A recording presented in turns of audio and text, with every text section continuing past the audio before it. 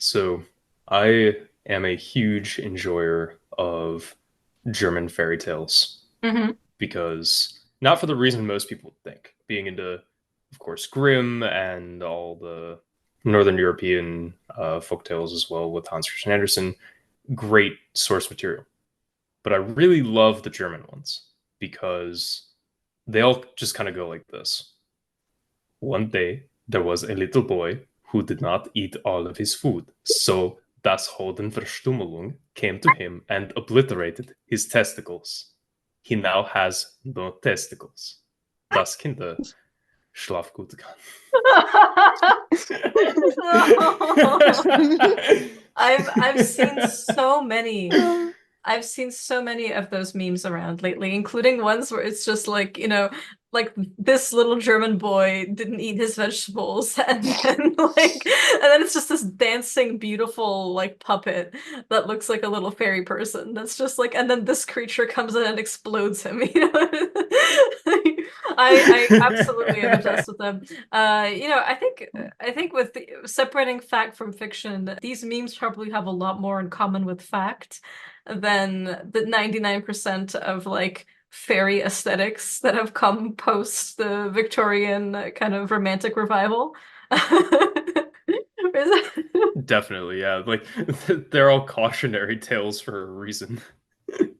In case, of course, something comes along and you accidentally violate what may seem to you like a very minor taboo, truly draw the wrath of Hodenverstümmelung. I love telling the story because it's just something that always comes to my mind. But my mentor who taught me Pfefferminzia, being divination Glennu Pastor, she was once approached by a woman from the city who I think she read like a fairy folklore book that she really liked. And she was like, oh, I know there's people in our culture who become seers that fall into trance and work with these people, like the Padalitsa and the Schreimanke and so on. Like, is there a way to really approach the Vile of our culture? And my mentor was kind of like, are you silly? Like I there's actually what she actually said was a lot of swearing. I know we don't necessarily have a rating for the show, but like it's over the top Serbo-Croatian swearing. So like if you know what I'm talking about, you know where it went. But she basically was just like, this is the stupidest question I've ever heard. Pray that they don't notice you. If you're not of their kin, if you're not of their blood, if you're not chosen by them, you pray that they don't notice you, because what happens if they do is you become a little German boy whose balls explode. No, she was just like, do you want to get this like dismembered? Like, do not pray you do not do this. If you see them and if you see a beautiful woman with long pale hair and she's combing it and her head is facing away from you and she's turning her face towards you, you just go on up the other way and you say, no, thank you, I'm good, ma'am. And especially when they call you like my friend or my kin, my son, my beloved, you say, no, you're mistaken. That's not me. Because if you agree to it, then you literally become the property. But anyway, I'm getting ahead of myself. It's just, I love fairy folklore. I love anything to do with fairies across all of the cultures that understand the fair folk. And I'm super excited to have the expert, literally like the person. If there's anyone to trust on matters of the fair folk, it is 100% none other than Rose Aurora. And I'm so delighted that you're here to join us today.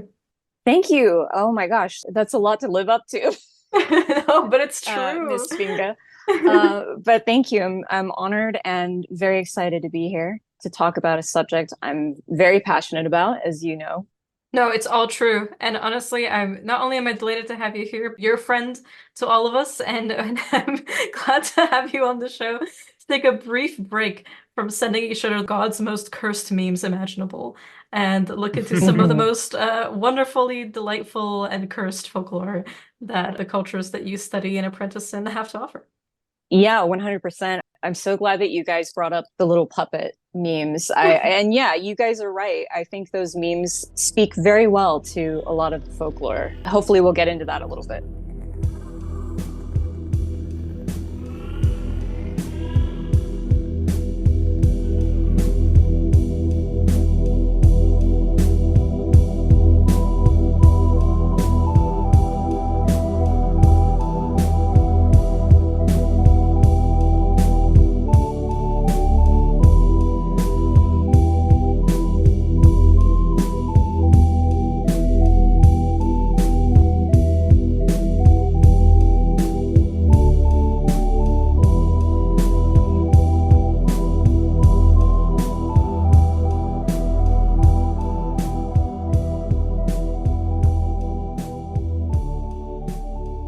Be not alarmed at the frightful howls which you may hear. Its finger bractate key.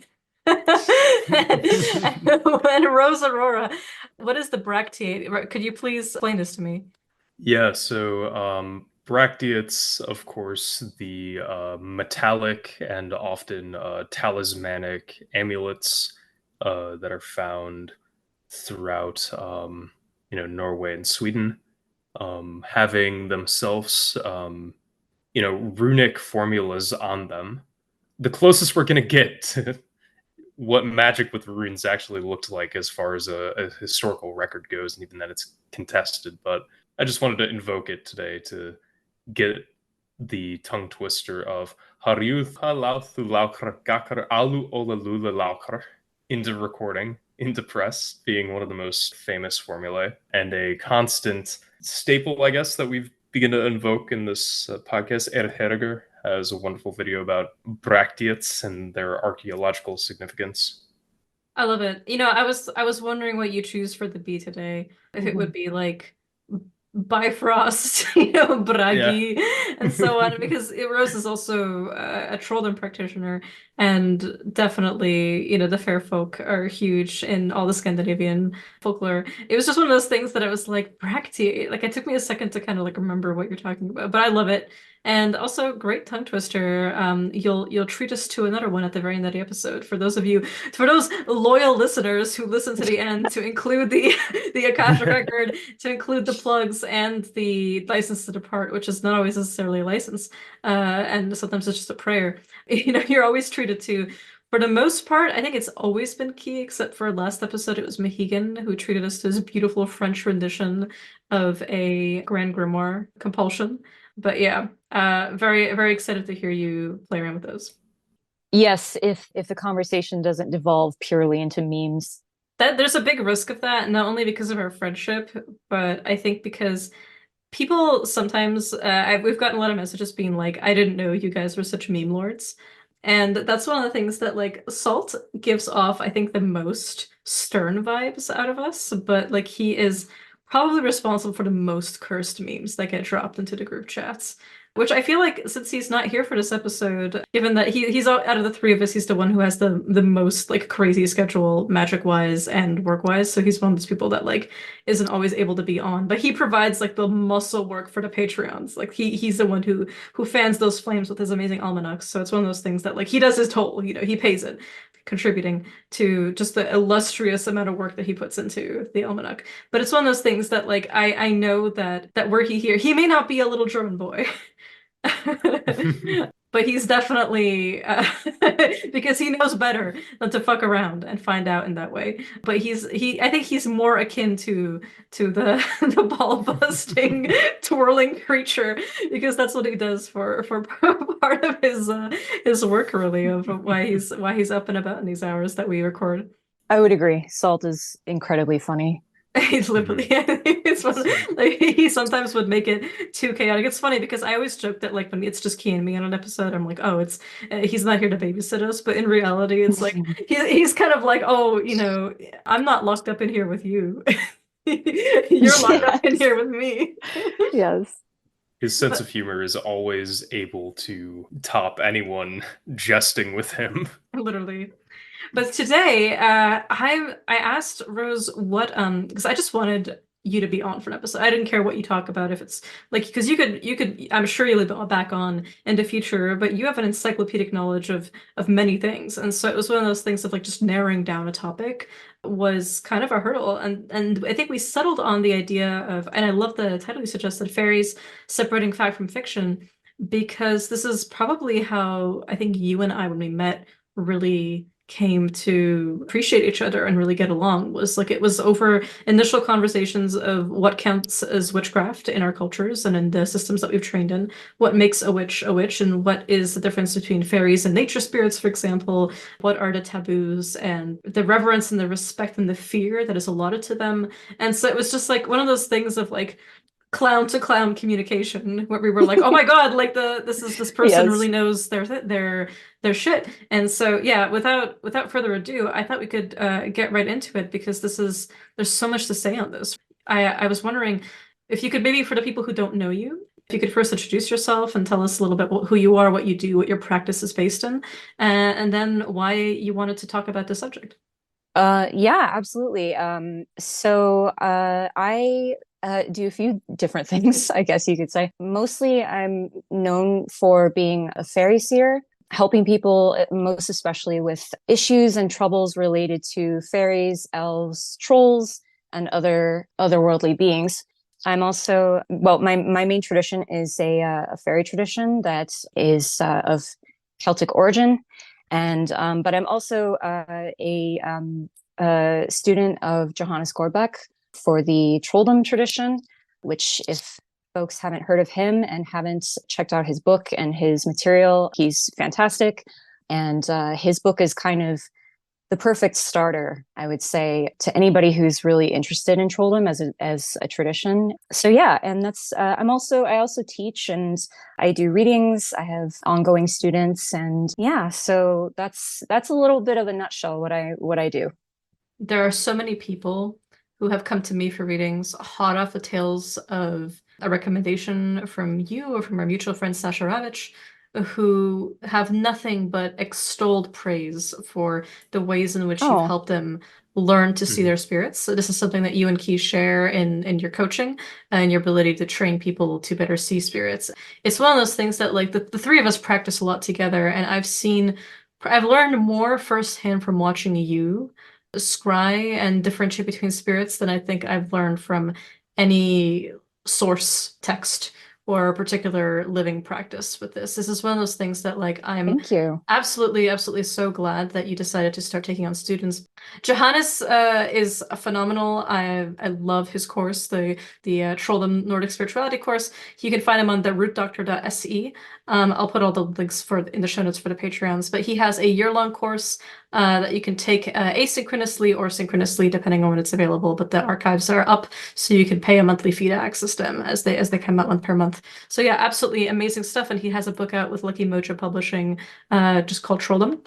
And it's a phenomenal piece of work in terms of translated oral charms as well as raw techniques. He's one of those people of there's no nonsense. There's just raw skill cultivation and spiritual immediate interaction with spirits and learning how to actually differentiate between them, which is something that you also, as one of his certified apprentices who has his blessing to teach these methodologies, is exceptionally good at passing on. Yeah, absolutely. I mean, again, I can't recommend his book and his classes more. He's wonderful. And I've certainly learned a lot from him, and I feel really honored to be brought into the tradition. It's fantastic. So, but thank you for saying all that, all those kind things that you said about me and what your clients have said. I really appreciate that. And I do want to reiterate too that Beaky is also fantastic.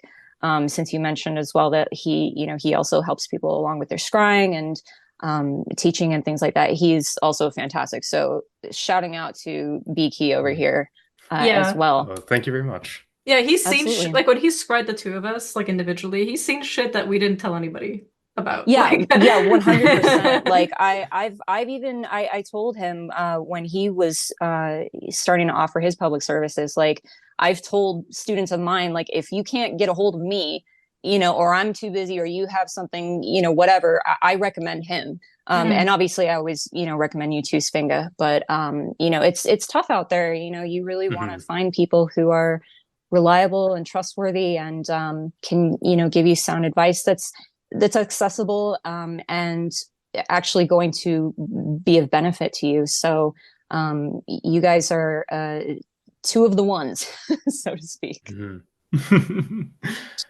Yeah, thank you very much. And I just Absolutely. wanted to double the recommendation to go to Rose for services.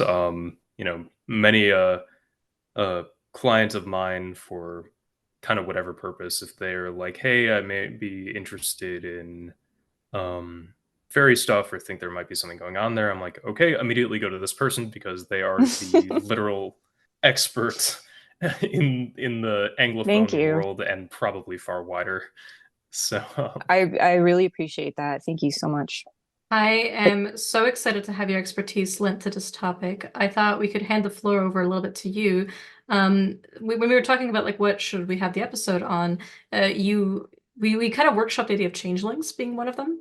Yeah. Because this is one of those things that like not only is there a lot of lore about them out there in print, but there's also a lot of misconceptions about what a changeling is, especially as these terms have entered common parlance, right, as a kind of motif in fantasy and film and so on. So I was curious as to Mhm. like what is to you the number one motivation for wanting to talk a little bit about differences between pop cultural depictions of the fair folk and folkloric ones, besides sort of like the obvious of like, well, there's misinformation out there, and obviously things will bleed into pop culture anyway and get, I mean, my main tradition works primarily with dragons, right? And when you say that, people immediately think of like Game of Thrones, like dragons with like the kind of these Yes. big lizards with these big wings and everything like that, and it's so very divorced from sort of like what I mean by that term, because when I say dragon in English, I can mean one of many, many words in, for example, Creation, that all of them have different protocols and taboos and different ways of being engaged with, but they all do translate to dragon. And it's and sometimes what you call a serpent or a dragon or a holy serpent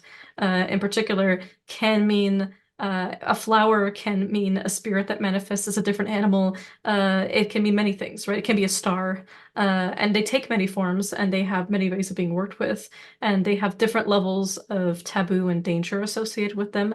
They're all dangerous, but they have like a particular level to which like people should not approach them versus certain people can approach them because they are transformed by them and taken by them in certain ways. And so it's one of those things that like very much similar to fair folk, it's a constant cautioning of like they may be popular in mythology. They may be a motif that can be seen in many places. The popularity of them and these spaces should not be mistaken for an ease of access. Like just because something is really well known does not mean it is easy to contact or particularly safe to work with. Yeah, I completely agree. I mean, even just, I'm not the dragon person, but even just the fact that what I've learned from you about your culture's idea of dragons and how they are approached is quite a bit different even from the Celtic or, British ideas of dragons, the Welsh dragons. So right off the bat there, like 100% I agree that even something that, as you said, people already at least think they might know a lot about, there's such a wide range of protocols and etiquette and things like that between cultures. So, well, one reason, I mean, obviously, one reason I like talking about this topic is because it's very close to my heart. But I also think that it's important to sort of bring back the old lore and sort of separate that out, especially because there's been such a huge boom in things like supernatural fiction and obviously a lot of TV shows and things like that that incorporate the fairies in some form or another.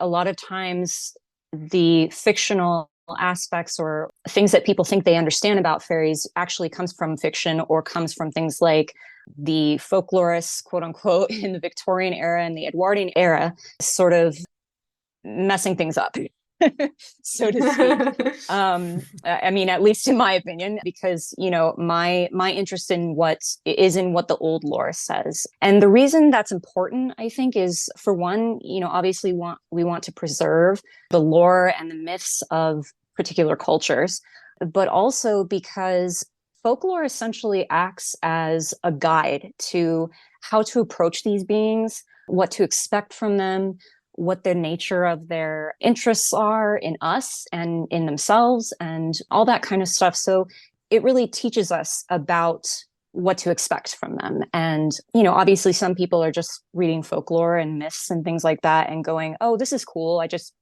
enjoy this, which perfectly fine with me. That's the safe route. Mhm. Well, some people are looking at the myths and the folklore and saying, this is a blueprint if I approach these beings or if they approach me. So that's probably the main reason I would say it's really important to bring attention to the original folklore and the original myths. Totally. So, with that said, could you tell us a little bit about how you understand the word fairy or the category of fair folk, and maybe head into a little bit of what these particular common misconceptions that you've noticed through pop culture, through neo-paganism and the occult scene in particular, and just through Sure. like a general dissemination is? Yeah, absolutely. So, my basic definition of a fairy is, well, fairies is a supernatural race of beings with magical abilities slash powers. Pretty basic definition, a little vague, but because there are so many types of fairies, and also the fact that the word fairy is a term for where they live, where they come from, it kind of encompasses a lot. Fairies come in many shapes and sizes. They have lots of different interests and things that they like to do or like to eat, all kinds of stuff, but they all, in general, fall under the umbrella of fairy. So, some common misconceptions. One of the most obvious ones is that fairies and elves have pointed ears and or wings. So right off the bat, the pointed ears thing, it's not really something that you find in the original older folklore, whether it's about fairies or elves, elves being sort of the equivalent of fairies, but in the Scandinavian regions. The pointed ears thing actually kind of comes from artwork, especially like the Romantic era and the Victorian era, Edwardian eras. And really, it actually kind of comes as a depiction of evil. It sort of started with depicting things like demons having pointed ears. Obviously, there's also the cloven hoof thing, which is sort of overlaps with fairy in some ways. But the pointed ears thing mostly comes from artwork. Now, the wings, which is generally, I guess, more associated with fairies as opposed to the Scandinavian elves, the wings thing mostly comes from the theater. It was a way for plays, stage productions that had fairies in them as characters. It was a way for them to show that the actors were meant to be something not human. It also does overlap with some of the romantic art and things like that too.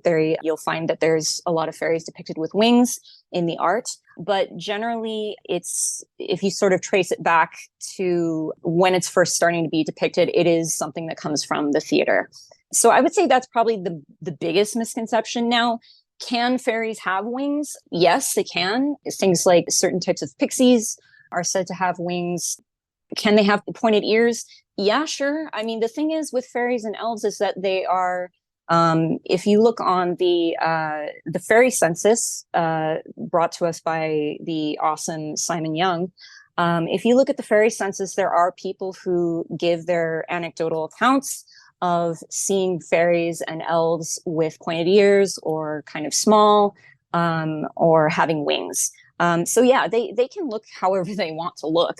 And I think in some ways, it maybe speaks to how they want to be recognized at certain times when they want somebody maybe to understand what they're looking at. You know, it's perfectly feasible that many fairies can actually read minds. So, you know, there is precedent for that in the folklore. So, you know, who's to say they don't look into somebody's mind and go, oh, their idea of a fairy has wings, so I'm going to show myself with the wings. Mm-hmm. I think there's a really fantastic overlap with the history of artistic heraldry to say, hey, this being is something else, especially originating out of theater, which is itself, a performance, a masquerade. It's all, costumed and set up to go, which really plays nicely with how much of, master illusionists and showmen in some ways that these spirits tend to be.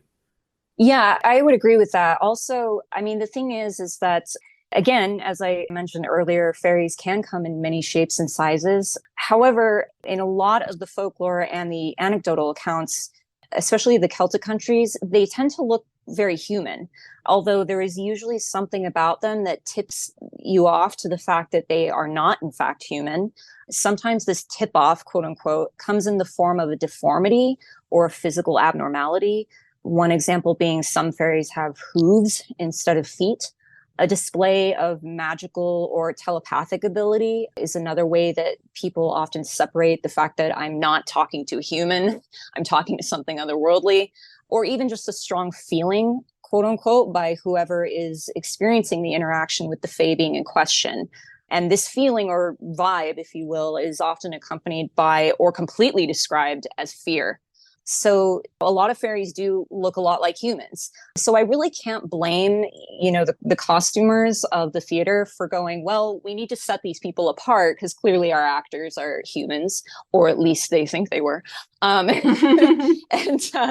there might be some fair folks sprinkled in there having some fun being an actor. I don't really blame them, I guess, for wanting to show something that sets apart the actor as being an otherworldly being. Yeah, something that strikes me about the way that sometimes we define spirit categories, especially when our understanding of them is kind of as a race, as like a group, as a Mm-hmm. kindred, is it's often easier to describe what they're not. To kind of like reverse the like negative theology, like what God isn't, for example, is easier to say Yeah. than what God is. So, for example, God is not small, God is not insignificant, God is not limited by time and space, that kind of thing. So I find that interesting because common throughout many cultures, including, let's say, Southeastern Europe and the Balkan Peninsula, where you have the Vile and the Samovile and the Rusalki and everything like that, something that groups them together, even when they have individual titles that are not considered in broad groupings, but rather have very specific understandings of what each subcategory is always that they are distinct from humans. This is why they're sometimes referred to as a kindred or a race, and that they belong to another world.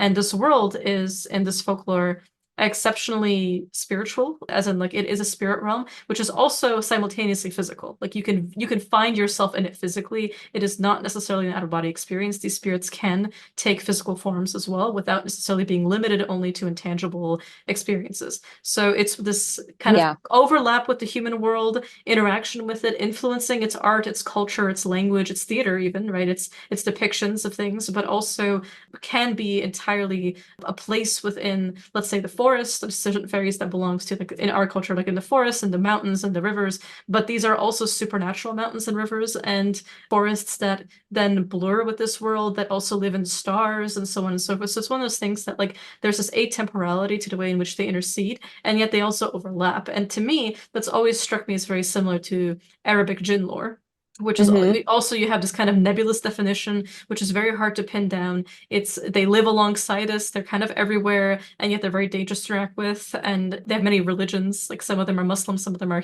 Jewish, some of them are pagan. They're like Mesopotamian, Sumerian worshippers and so on. You have these interesting categories of jinn that have their allegiances to various places, and they absolutely coexist. They were made out of smokeless fire, and so on. And yet to define them is difficult, other than that, Allah created them out of this formless, smokeless fire, and they live alongside us. And so it's one of those things where like individual people can have more narrower definitions, but they are a supernatural kindred, and they exist, and they are not human, but they can intermarry with us and be even kin with us through various marriage bonds, through various adoption rituals, and so on.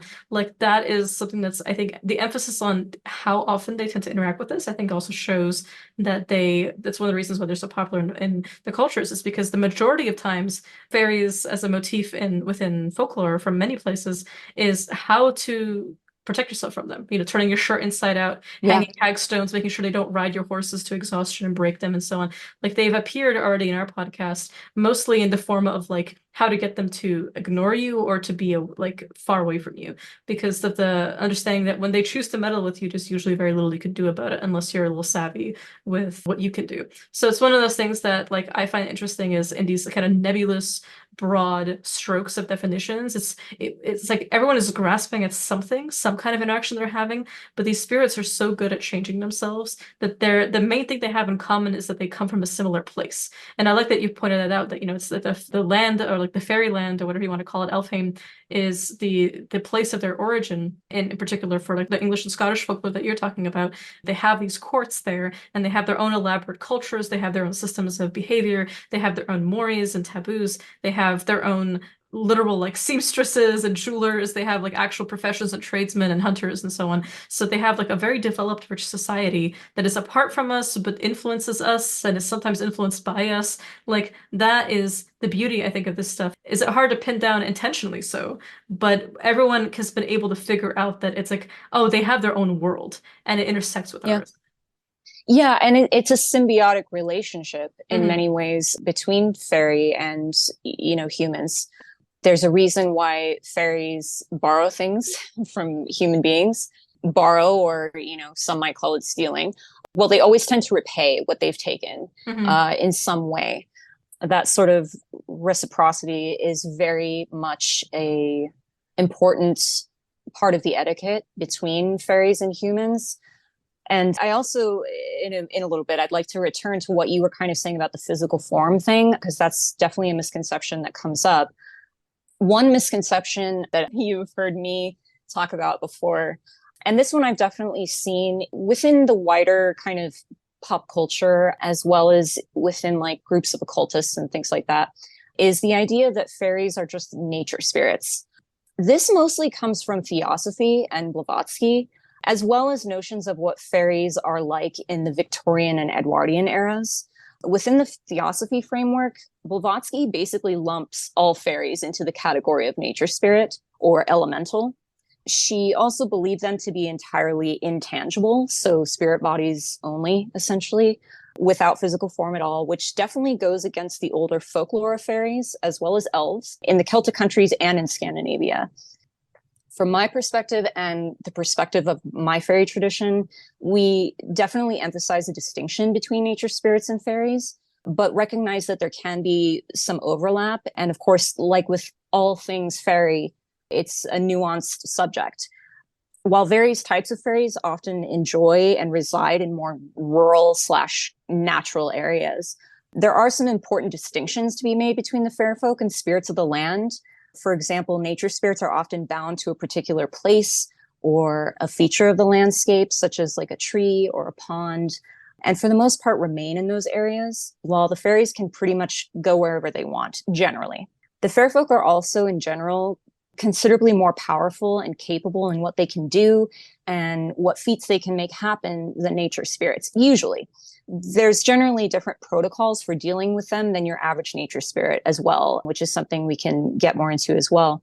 The etiquette and what's expected of humans, things like that. But like I said, it's a complicated subject with overlap and nuance. But in the interest of safety and accuracy, it's best not to assume that all nature spirits are fairies or that all fairies are nature spirits. Mm-hmm. I also think that something that comes up a lot is, and I know that, there's also secrecy taboos with fairies and how you work with them. Like, I'm not, Yeah. just there's a reason I'm not deliberately asking you to reveal more about like what your tradition is or what particular like your fairy seership contextualizes for you. Like, obviously, it's one of the things that you can divulge at your own leisure, but it's one of those things that like knowing you in person as I do, and knowing other fairy seers and people who use that term to describe themselves, which is also itself a kind of glamour for other things too. I think that Yes. there's a reason that these are the kind of people that you might go to as an expert in fairy, people who specifically have the ability to negotiate because they understand the culture of these beings. So that includes the very non-human, even when they look human, they look like beautiful humans sometimes, and sometimes they look like really horrendous, ugly ones too, Yeah, But I think absolutely. that it's one of those things like they are not. And so they may understand us, so they may know how to play us very well, but even perform as us. It does not mean that their core instincts and desires are like ours. And so as a result, you need somebody on the inside, as it were. It's kind of like being friends with the mob. Like you kind of need someone on the inside to It's help so you funny you say navigate. that. I use that kind of analogy with my clients and my students all the time, especially the people who maybe aren't being harassed or approached by fairy beings already, people who are interested in it or they would like to approach the fairies themselves. I use that analogy a lot of, it's like getting involved with the mob. Like once you're in, you're in. And there's kind of no going back. And the fact that even things like the very basic sort of offering practices of the Irish and the Scottish of just giving what the fairies consider their due, which might just be, a little offering of milk here and there, things like that on a regular basis. That is basically a mafia protection racket. Like if I give you this, you won't hurt me. You won't play pranks on me. You won't steal my child, things like that. So it's so funny you say that. I don't know if I've ever said that to you or if we've talked about that, but that's funny because that is something that I say to a lot of my clients about this. I'm not sure we've talked about it, but I've heard it floating around because it Yeah, I'm struck sure me. I'm Yeah, not the first yeah, person yeah. to say that. But it strikes me as very accurate to even just like Balkan conceptions of Vile as being very much like there's a reason there's particular members of communities who unconsensually and usually against their will are absolutely raptured by these beings and Yeah. become forcibly adopted into their lineages and become a kind of vessel or mouthpiece for their will. And then they get trained directly by these spirits who are often emissaries of their own courts that are kind of like more human, like aware diplomats. They're not the ones that come in like slobbering with 10 rows of teeth that just, maul your flesh, the kind of ones. Like these are the ones that kind of like are known to interact with humans. Like they'll teach them how they essentially on certain feast days, they might get possessed and various fairies come through and speak with them and give prophecies and so on and so forth. And so in this case, like these people who are sometimes known as the Paralits or the falling ones, like the kind of seership that they provide for community is for the most part dealing with people having fucked up on some level with the fair folk and how to remediate that because no Yes. one in fairy is going to advocate for you, so the one person who's kind of half in one world and half in the other can do the negotiations because they have the skill set to do it and they have the contact, like they can assure they can get a response as opposed to getting fooled by other spirits that are happy to pretend to be fairies too. So I Yeah. like distinction as well with they can dwell in nature but they aren't necessarily bound to it. And they often at times even have lordship over the very land spirits that we're talking about. And that's something Yeah, that comes up a absolutely. lot in my tradition too, is that like you can work with a land spirit, but you have to be very careful if there's a fairy who sees itself as kind of like the lord of that particular area as well, because they will have intimate negotiations with the land spirit as well, and they will have a certain kind of like diplomatic relationships that will allow their court to move in and do its own thing and so on. So you have to realize you're not the only person interacting with this particular white, to borrow that term. So I don't know. I always think it's extremely fascinating. And it's also, they have a morality, right? That's not necessarily ours. It doesn't mean they're good or evil. It just means that they have a different morality. You shouldn't necessarily judge them by our mores. Yeah, absolutely. And that's definitely something that would be wise to address as well, that I think is a common misconception on that note. The idea that fairies are either good or evil, no in between, very black and white.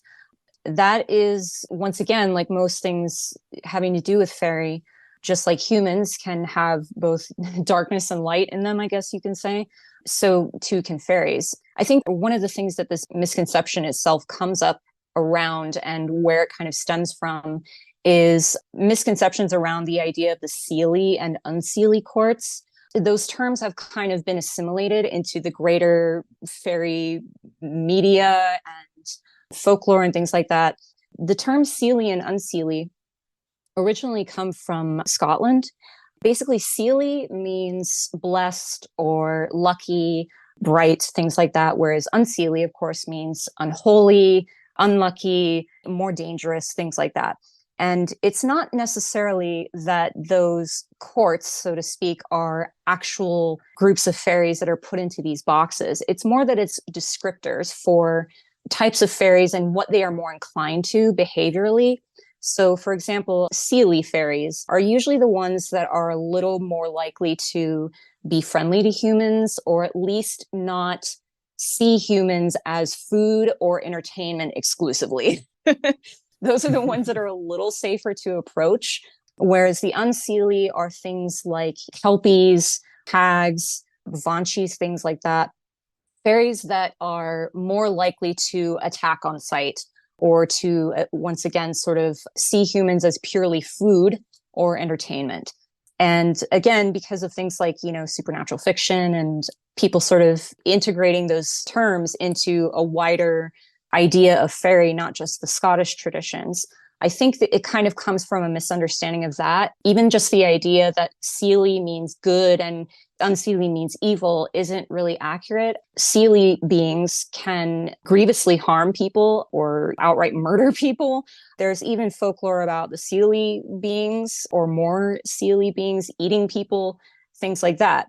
Whereas there's also folklore about the unseelie beings also extending a helping hand or falling in love with humans, things like that. It's more rare, but it does happen. So like with all things fairy, there's a lot of nuance going on. It's best not to see things as black and white, so to speak.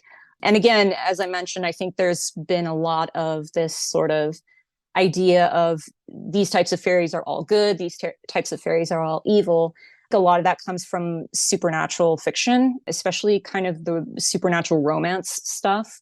Some of that is great fiction, but people should definitely not be looking to that stuff to understand real fairy lore. They should look to the folklorists like Catherine Briggs, or the really good modern sources like Morgan Daimler, things like that.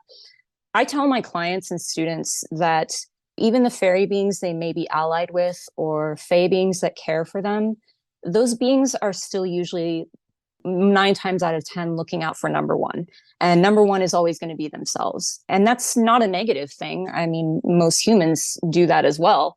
So it's always best to exercise caution, even if it's a fairy being you may be well acquainted with, or, have a really strong connection with, things like that. So it's always best to err on the side of caution.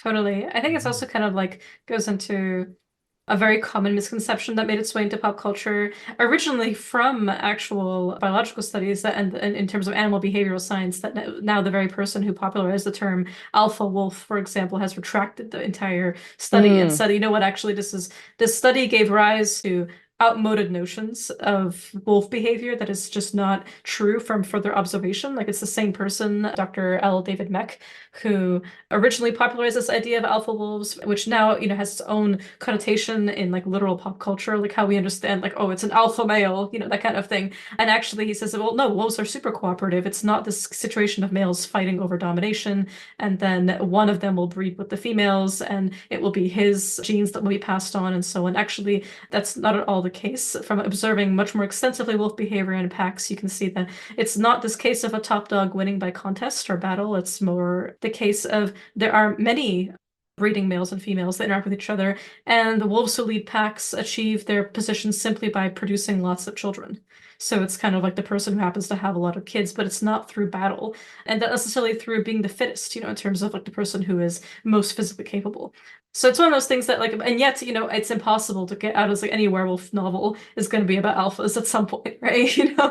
And that's completely okay. And it's a great romantic notion. It's just one of those things that like, is it helpful for wolf behavioral science? I mean, the very person who popularized the term has done a lot of research to try and like correct this understanding, because that's how science works, right? You have an understanding, you test it, then you keep testing it, and you go back to the drawing board.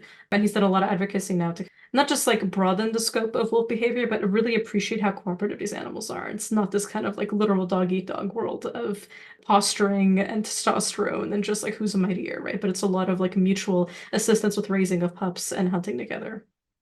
Yeah, that's a really good example, actually. I do remember reading about that he kind of retracted that notion. I love that you brought that up as a similar example. The other misconception that I have talked quite a bit about with you, Svinga, as well as our mutual friend, Sasha Ravich, fairly extensively, is the idea that fairies are just dead humans. Yeah. Like, I love that you bring this up. I'm so excited to hear you get into it, because that's something that drives me a little crazy too. Because some people are like, oh, they are the dead that were taken to another world and now they're a little bit different. And like, people can get charmed and taken, Yeah. and like literally fairy taken posthumously, as well as while they're incarnate, and go mad in that way. But like, the idea that that's all they are is a little wonky to me. Yeah, it's very reductive. And this notion that fairies are just dead humans, this comes from a few different things. And in truth, it is a somewhat nuanced subject. Again, I'm going to be saying that a lot because it's true when it comes to all things fairy. But in the folklore, it's true that human dead can be seen hanging out with the fairies or in fairyland after they die. Some of them seem to be forced there, while some seem to sort of choose to be there. One somewhat well-known example of this is in the trial records of Bessie Dunlop. Bessie was a Scottish woman in the early modern period. If anybody's read Emma Wilby's wonderful book, Cunning Folk and Familiar Spirits, they will know Bessie. Mm-hmm. Yes, shout out to Emma Wilby. She's a real one. So Bessie was a Scottish woman in the early modern period, and she was visited one day by the Queen of Elfame. The queen was in a disguise, but then revealed who she really was because Bessie was kind to her and showed the queen courtesy. So the Queen of Elfame said she would give her a familiar spirit. So not long after, Bessie is walking along and meets a man named Tom Reed. He was a former officer who had died at what is known as the Battle of Pinkie. So essentially, he's a dead guy.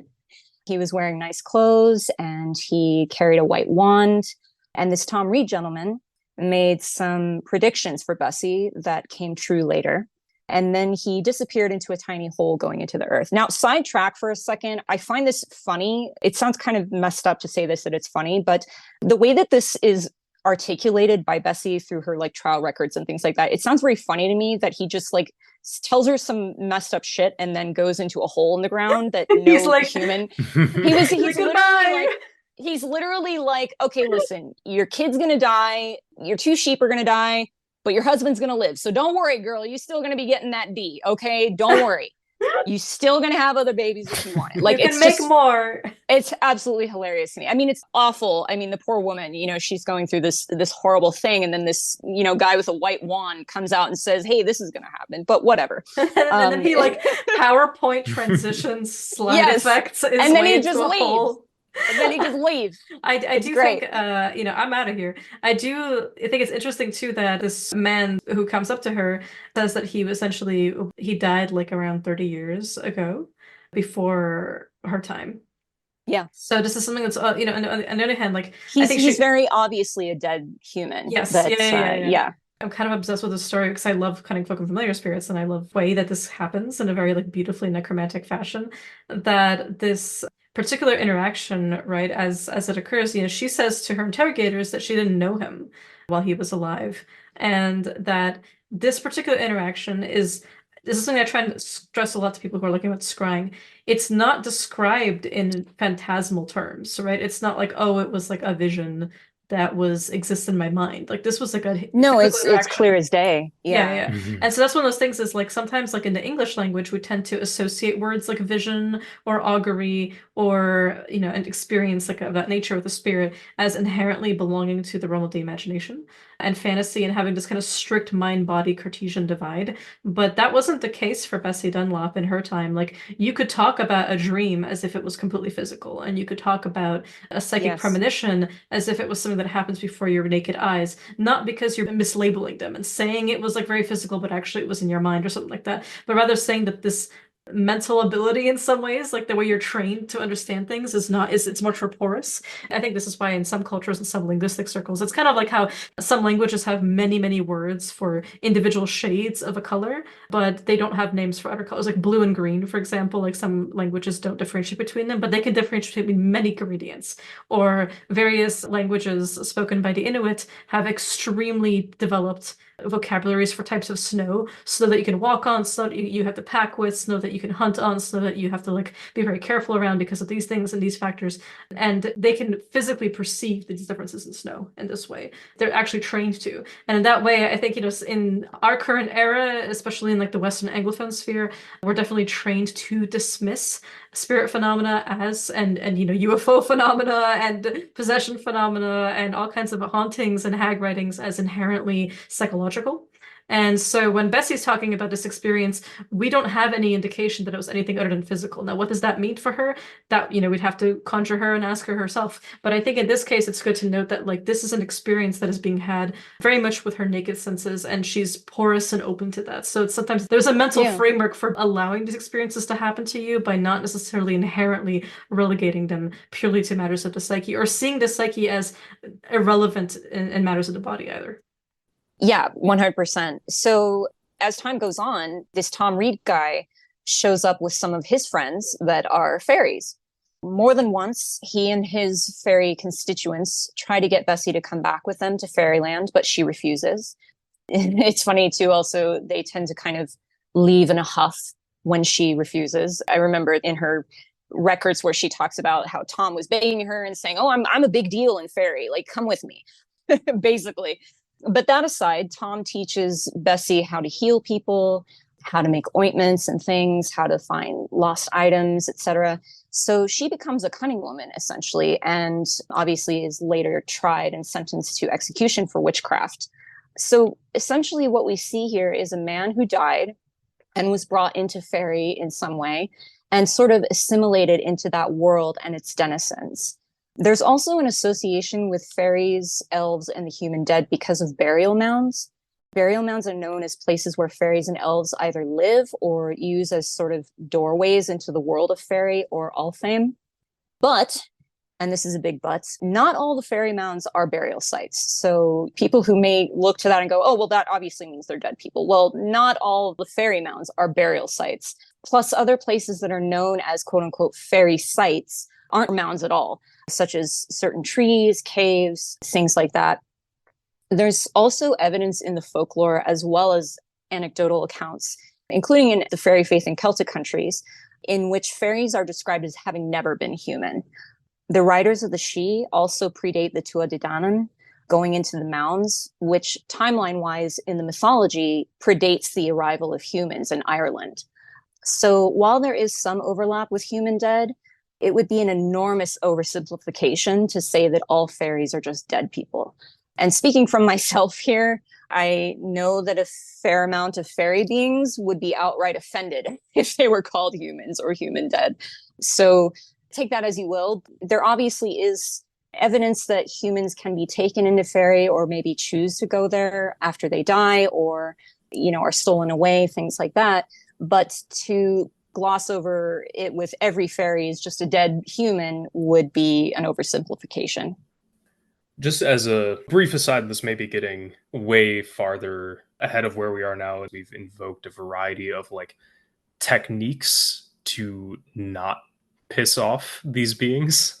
So I was wondering if you could just speak on just how to not be kind of stupid or generalized prescriptions that would piss off the beings in this already nebulous category. Yeah, absolutely. That's a really good question. Very useful question. So yeah, there's definitely a fair bit of taboos that go along with interaction with the fair folk. One of the ones that a lot of people are aware of is not saying the words "thank you" to the good folk. This mainly applies to the ones in the Celtic regions. Places, because obviously other cultures have what would be considered kind of the equivalent of fairies. Obviously the elves in Scandinavia. Some people kind of consider the djinn to be a cousin of sorts of the good folk. But not saying thank you is a taboo, specifically with the Celtic fairies. And the reason for this, generally people have decided that the words thank you, saying thank you to a fairy either implies having a debt to them, or it implies that you think you're above them. It has a lot to do with sort of the etymology of the phrase thank you. If you kind of trace that back, it basically, the phrase originally meant having a debt to a royal. So somebody who's above your status, essentially. So that's kind of where we can see where that comes from and why it's so specifically something having to do with the English language and actually saying the words thank you.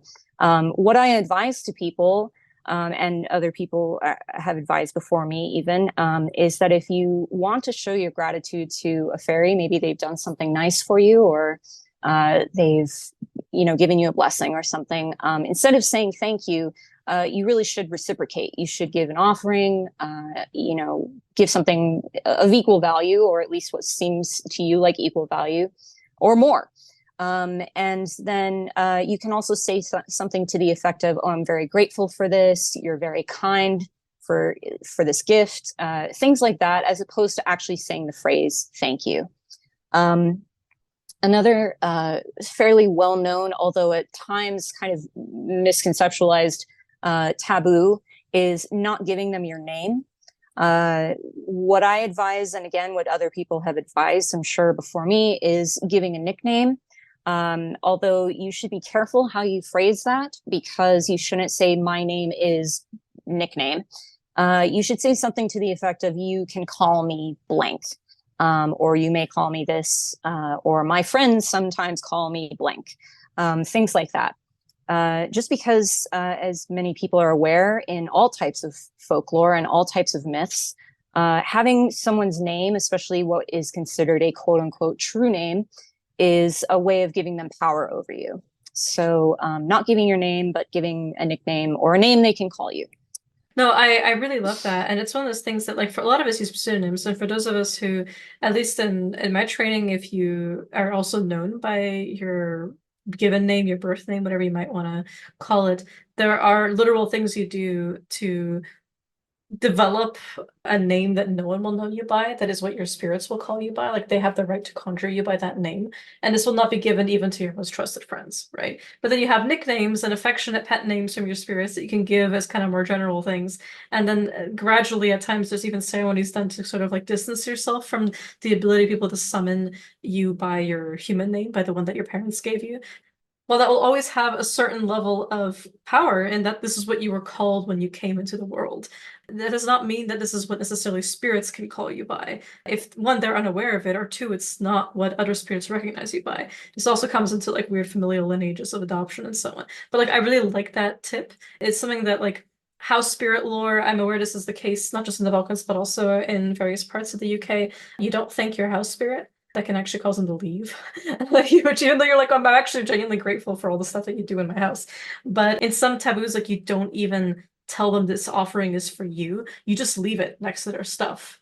And you're very lucky if they ever tell you a name for themselves. It does not mean they don't trust you or care for you or your home if they refuse to give you a name. You barely speak to them as it is, but you will tell them it's this person's birthday, this person's coming over, my guests will arrive at this time. And these things are like polite to inform their shrine or their particular rock that you bathe in milk and cream with. But it's one of those things of like the taboos around these sorts of interactions have to do with cultural mores and understandings. It's also kind of like what happens when spirits get offended by the very things that we're kind of used to saying in the languages that we speak. Something like to be honest, or to be frank, or for example, I'm gonna be real with you. Like, you know what I mean? Like these kinds of things that people just say sometimes to code switch into now we're speaking very seriously. Some spirits get offended by that and they're like, what, you weren't being honest with me before? Well, now I'm never gonna trust you. And so it's one of those things of like, Yeah. don't assume that even if the language barrier is permeable, that it is going to be taken in the same way. And don't assume that just having a good intent and whatever. People sometimes are like, oh well, my intentions are good. It's just like, well, what about your actions? What about the way it comes across?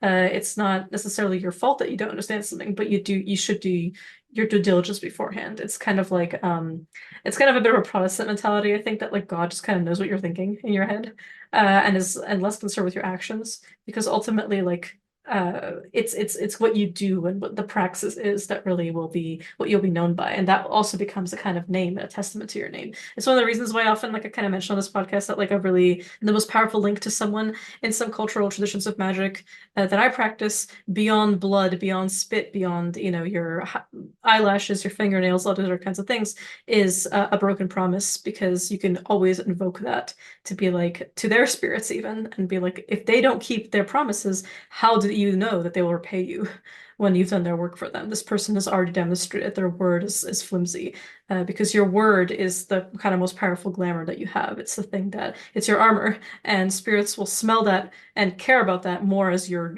real name is your integrity or your honor than anything you might be called by. It's just like that you can be called by as someone who repays their debts. Yeah, 100%. I think that's sort of like I said, it's something that you see across cultures and traditions of names having power and being able to control somebody, and like you said, essentially having it as a tag lock, which is a reason why most of the time fairies won't give you their name, or they'll give you more like a nickname and keep their sort of true name to themselves. And then you get into all kinds of weirdness with things like, the Rumpelstiltskin tale that everybody knows. Obviously, once she learns the name of this, what is essentially a fairy being, she has control over him and he cannot take her child anymore. So it's definitely something I think some people know. I know there's been, with things like memes and again, the supernatural fiction type stuff, there's been kind of some weird warpings around this idea of the name thing. But as long as people kind of recognize that more weird stuff is mostly from fiction and stick to kind of taking those safety measures, then they should be good with that. On a similar note to things like words and names and things of that nature, not lying to the good folk and keeping your word. It is somewhat well known that fairies either can't or don't lie outright. Now, does that mean that they can't deceive you or they can't tell you things that are somewhat true and somewhat not, or twist their words to, manipulate the situation or the person to their benefit? No, they are masters of semantics and they will take things literally that you say. So that's definitely something that I tell my clients and my students around this particular taboo, is that you need to be really careful what you say to them and around them. And even when you're speaking of them, you need to not insult them. You need to refer to them with euphemisms. Obviously, I, during this podcast, have used the word fairy quite a bit. So don't do what I do in this in this sense.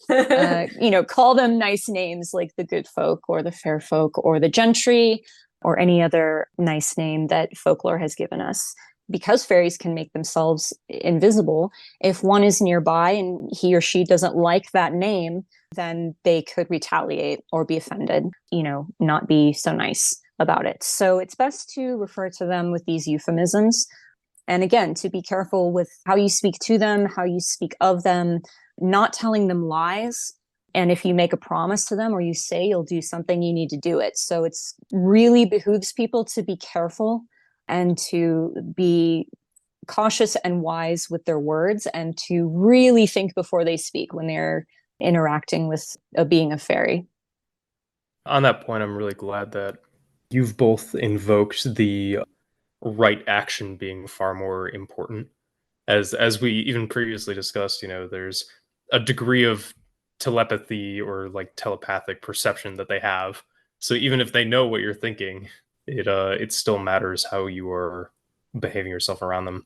Yeah, definitely. That's a good point. In the end, words have power, as well as the power to get you in and out of sticky situations. Yes, they may know that you might be thinking something, or at least a semblance of something, but really what your actions are and what you say is what matters the most when it comes to interacting with these beings. One that's kind of funny mostly comes from Ireland. The idea that if you throw water outside, you need to issue a warning first. You need to say something to the effect of, beware, water is coming, or I'm about to throw water. Because once again, the fair folk can make themselves invisible to people whenever they choose to.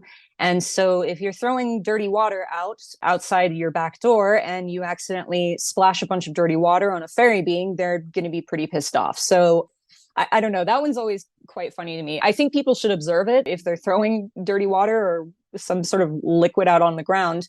Your bedpan. Yeah, yes. Yes.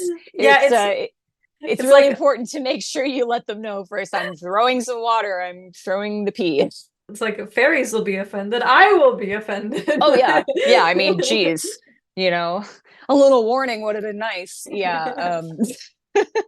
Totally. Yes, I think exactly. I do think that's interesting as well, with like calling them fair folk or kindly ones, the goodly ones, the good neighbors, automatically kind of establishes a code of we have good relationships between each other. It doesn't mean on a personal level, but just like our peoples are our neighbors and we're good neighbors, right? It's kind of like I mentioned at the beginning of the episode, that sometimes like if a fairy being calls you my child, you have to reject it in some South Slavic stuff, because it's like, well, this, if you accept it and say, oh, thank you, you're being so nice to me, that immediately puts you under their purview. They can come back for you even in 7 years and be like, you're my child, remember, so you have to do what I say. It's kind of like the Mean Girls thing where she's like, oh, you're so pretty, and then she's like, oh, thanks, and she goes, so you agree you're really pretty. It's literally like the Fae version of the Mean Girls interaction, where you're like, oh, thanks for saying that. And they're like, oh, so you agree you belong to me now. You're my blah, blah, blah. Yeah. Literally the same thing. Yeah, I think with the whole thing of like throwing water out, like they can become invisible, but that also reminds you of how physical they are. It's not just like, oh, you offended someone by stepping on their favorite rock that they take offerings on. It's like also like, no, they were like literally there and you just threw your pee out the window. Yeah, exactly. Which perfectly segues into another misconception, that fairies don't have a physical form, which, as I was kind of mentioning earlier, I think mainly comes from the theosophy angle, the idea that they just are spirits and they can't be tangible at all. But in the older folklore, that is definitely not true.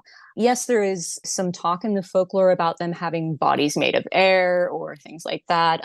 But there are also quite a bit of tales and anecdotes about them doing things like, for example, having children with people. And this is one that's actually quite prevalent. The fairies and the elves really like to get intimate with humans, and a lot of times it will produce children. And for all intents and purposes, those children are considered real, actual physical children that are walking and talking and moving around. So there's a Germanic folktale related by Jacob Grimm about an elf woman who enters a home where a family lives, marries the son of the family living there, and has 4 children with him. And then one day she just up and leaves again.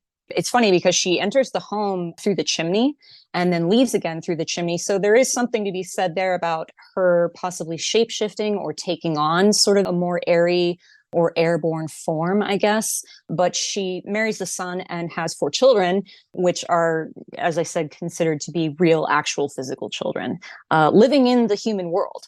It doesn't say in this tale, oh, she takes, her human husband back to Alfheim. No, she's there living in his house with him and his family. So Fairies and dragons handshaking on coming yes. down a chimney, knocking up your girl, and then sometimes just leaving afterwards. Like I find that it's interesting. Yes. That, for us, like the Vile and the Zmejevi, like specifically the Zmejce, like the female spirits, so the female dragons and the fairy spirits that are women, they are the ones who tend to like have the kids and leave with them later. The male ones stick around and like actually will kind of raise the children with the human partner who's a woman, or they'll sweep her into their world into like for lack of a better term, fairy world or dragon world. Like they'll take them back. Yeah. And but at the same time, it's kind of interesting. It's just kind of like I love these ones of like the Rosoki, like the kind of waterborne fairies, which there's some like people in Slavic stuff will be like, oh well, they're all drowned women or women who killed themselves because they didn't have a husband or something like that. And it's just like, well, the folklore definitely is much older than these notions where yes, someone can be pulled over water and even seduced into suicide by some of these spirits who become one of them and then preserve in their youth in that way. But there's also spirits that just like are these mermaids essentially. And they're not necessarily human at all. But like when they have a child with somebody, like they'll just be like, okay, I want to take our kid back to my world. And that usually involves like drowning the child, or the child can swim and breathe underwater. And then the husband comes with them and he drowns though, and then becomes like a spirit lover to her in their world. But anyway, it's fascinating stuff where it's just kind of like, yep, the chimney, again, a point of access, right, for supernatural beings into their home. It's not a door that other people use. And also they tend not to come through the front door. Like they'll come through the area where the hearth is. Yeah, and this sort of overlaps with witches, definitely, is the idea that fairies can go through tiny little keyholes and under doors and things like that. As we were talking about with Bessie Dunlop and Tom Reed, she flat out saw him drop some knowledge on her and then go into a tiny hole in the ground, assuming he's going into a mound or just underground into fairy. So they are master shapeshifters, like I said, and they can change their form as they need. Another way that fairies are somewhat obviously able to take a physical form is they can use weapons. Obviously, weapons could be created by the fairies, but there are a fair amount of tales where the fairy uses a human weapon. There's one folktale about a girl who sort of lures this elf knight, and she ties his hands and then she kills him with his own weapon. So right there, that shows you if he can be killed, he must have some sort of physical form. They also kidnap people, and we'll get into this more with changelings, but fairies across the Celtic regions, as well as elves in Scandinavia, are both really well known for kidnapping people. Usually it's children and babies. However, it can also be adult humans. It's usually people who have some sort of gift or talent that they covet, that they want to have them in fairy. It's usually like musicians and things like that. So clearly they have some way of stealing people that involves physically taking them somewhere. When they steal human women, sometimes it's also to act as wet nurses to fairy babies. The idea there that some sort of little fairy child needs actual human milk to thrive. because for some reason they're not thriving without it. And that's something you see quite frequently, which comes up in some of the changeling stories as well.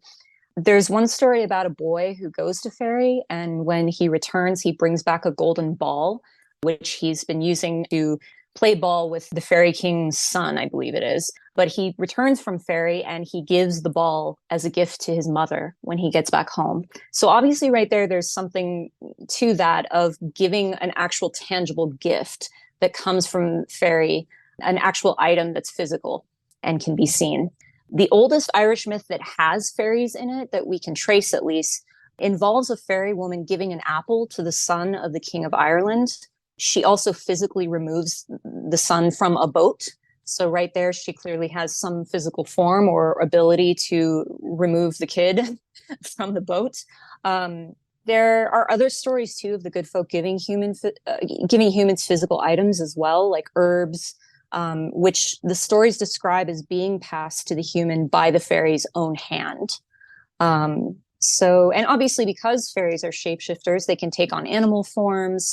They can use glamours to, appear as something else, and maybe, obviously even humans try to look human, or as a human somebody knows, and use that as a mask for the physical form and to perform physical feats. I just love the extraction of this child by the fairy.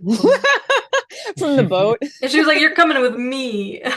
Yeah. She's like, you're not staying here. You're leaving the boat now. And also take this apple. It's all those memes of like, no, I don't want to go to Brazil. Oh my God. It's like, it's Kiana and Kimanda, so it's something that we often are like, but no, actually take me to Brazil. Maybe she took him to Brazil. I don't know. Maybe who knows? Ball is life.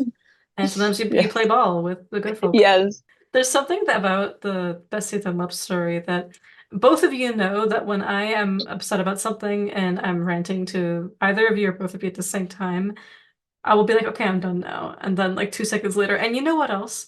And I just kind of wonder if like Tom occasionally just shrank, went into the fairy hole and came back. You know what? Actually, I'm not done. It's not just your sheep that are gonna die. It's like kept going all the big like Yes. like being stretched on Photoshop. I don't know. Oh, I love it. I love it. I think the Bessie Dunlop story is not only just phenomenal, but it's something that just goes to show it's such a clear case of like how being granted a familiar spirit can happen so randomly. Like that, like one good deed to a spirit that you didn't realize was a spirit. It's like when Odin shows up and you don't know it's Odin and he's like, "Can I hang out with you for tonight?" And you're like, "Sure, of course, you can come in," Or in Serbia, for example, Bibi, a folk saint much beloved by the Rom peoples, is also known as the Truma. So she's the plague spirit to those who reject her from her home, but those who have nothing and are often very poor and marginalized take her in with extreme generosity, and she becomes their aunt. Bibi means aunt.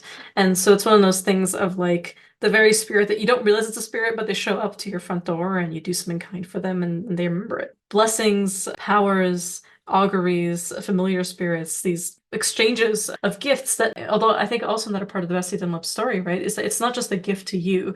It also comes with some strings attached, such as wanting to also now integrate you into their community and wanting you to do certain things. It's like you get trained sometimes against your will into your magical practice, but then, you're forced to become essentially a cunning man. But then you're also reminded that you have this other home that's beckoning for you now and that they would like you to join it. I had a quick question for you before we move on to changeling specifically, since I know it's something that you really want to explore. Specifically in your practices, taboos around religion. Because I know that there's some cases in Irish folklore, for example, where you really want to avoid any Christian symbolism with the good folk. Whereas Vile in, for example, in Greece and in Serbia and Bulgaria, tend to be quite friendly with Orthodox Christian iconography, and the Virgin Mary herself is a stand for many fairy queens and so on, as well as Saint Betka. So I'm kind of curious as to like, obviously these are different taboos for different groups of spirits, right? This is not to say that like anything should be universal, but do you have any advice for people about like being a little bit more careful if they're going to work with, if they are interested in like Scottish and Irish folklore, like being a little careful with Catholic and Christian iconography and so on? Yeah, absolutely. Great question. And again, I have to repeat myself here that with fairy, there is nuance and not everything is black and white, of course, but there definitely is a prevalent idea in the Irish folklore as well as the Scottish folklore that the fairies are not the biggest fans of Christianity, or they are outright offended by it. So I do advise people to be cautious around that. You know, if they are a Christian or they have saint practices, things like that, I tell them keep it separate, at the very least at the beginning, until you know what their stance on it is. Because while there is quite a lot of stories where fairies express distaste or offense at even just hearing the names like God or Christ or Mary, they get a bit unhappy at hearing those names or driven off by prayers, things like that. There are tales of people, human people, being brought to a fairy mound or down underground to fairy to witness a Christian baptism being done on a fairy baby. So obviously that shows us that while many of the good folk probably don't like Christianity, there are some who would consider themselves Christians or are at least wanting that for their children by baptizing them.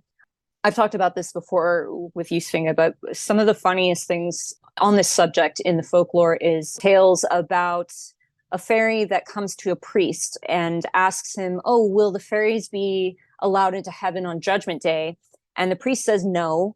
And one of two things usually happens. Either the fairy gets pissed off and attacks the priest, or the fairy leaves in a huff, essentially, because they don't like that answer. So clearly, it's quite funny. But what this is sort of showing us is that there's at least an interest that some of the fairies have in wanting to get into quote unquote heaven, wanting to be accepted as having souls in the eyes of the Christian God and things like that. So once again, there are taboos about that with some fairies, but some fairies would consider themselves Christians. Some fairies are at least interested in the idea that they could go to heaven. But I generally tell people they're reaching out to fairy beings or they have fairy beings around them that they are trying to cultivate relationships with. Keep that stuff separate, you know, keep the Christian stuff separate, at least until you are familiar enough with the fairy beings you're allied with or that you're trying to cultivate relationships with that you can ask them how they feel about it. I tell them to wait a little bit because if you ask them outright, you may offend them just by asking. But if you can kind of feel it out and get an idea and get comfortable with those beings to the point where you can at least feel comfortable broaching the subject, that's kind of the best route to go. And if you're never sure about it, then maybe just never ask. Right, totally. It's such a culturally encoded thing. Like, I don't think many people who have experiences with Vile in, for example, Eastern Serbia would even think to wonder if that could be a point of offense because it's so integrated. And even like the Padalice, they fall into trance on saint feasts. And it's known that like you could invite both a fairy and a saint to your wedding if you have pacts with both. But at the same time, like you would not necessarily want to just, if you don't know who is around you, you should be careful. It's like with jinn, right? Some are Muslim and very piously observant, and some are kind of like literally culturally Muslim, and then some are like Jewish, and some are Christian, and some are polytheist, and so on. Like until you know, like it's best to tread lightly. Yeah, 100%. As with everything with these beings, it's best to err on the side of caution for sure. So let's talk a little about changelings and not telling people that your baby is the best baby, which I know is difficult to do when you're a mother and a father. You know, when you're like, oh my God. It's difficult to do when your baby is the best baby. Yeah, literally. But I find changing lore fascinating because I'm really interested in spirit marriage and I'm really interested in spirit offspring, right? You know, both physical babies that have souls of non-human beings as well as non-physical babies that can be born, or the ones that are both, you know, and shapeshift around. So it's one of those things that I was curious as to your takes on them because we've talked about the fair folk adopting people, and that can be a kind of initiation, right? Where it's kind of forceful, often non-consensual adoption, where you're just swept up and now you become one in their fold and you become representative. And this is not always a fun thing. It's not even a thing that makes you special and wonderful. This can often make you into something of a servant that doesn't really have a lot of agency or choice into what they are doing for these spirits. But I'm curious as to, you know, what are some misconceptions you see around changelings? Because sometimes, like, is it like a special child, like it's swapped in for a human one? Like, what are the kind of protocols around these sorts of things? And what is the folklore that you find most intriguing about them? So changelings are definitely one of the most misconceptualized ideas in the fairy folklore, I would say. So generally, there's three types of changelings.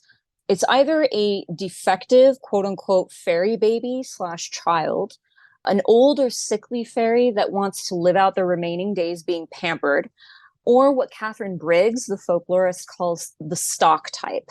The stock type is basically a glamored object.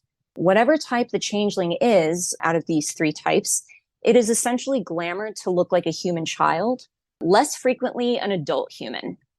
Usually the stock type is older people who are taken, like musicians or midwives who have been stolen by the fairies.